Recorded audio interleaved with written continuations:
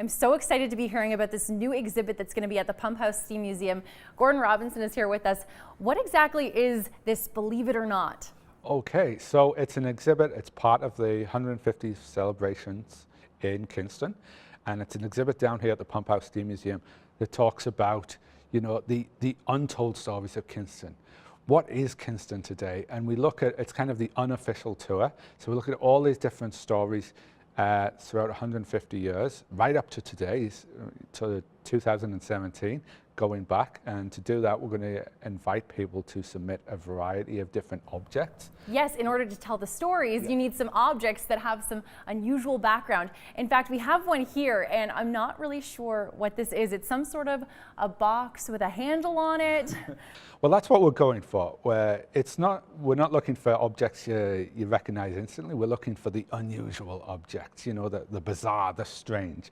And an object you look at and you're not quite sure what it is. But this one is it's an example of a piece we may use in the show.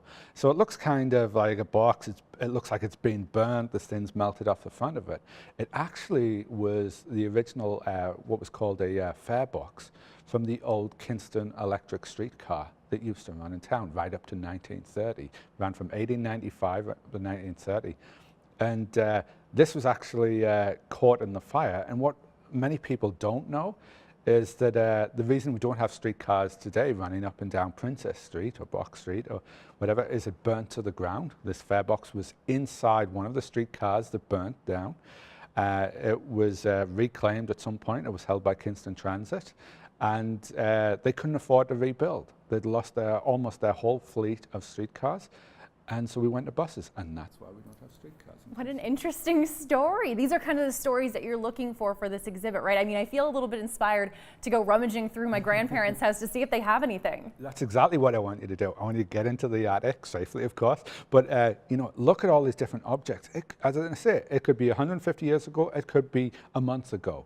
You know, just an object that tells a story. It has to be connected with Kingston in some way.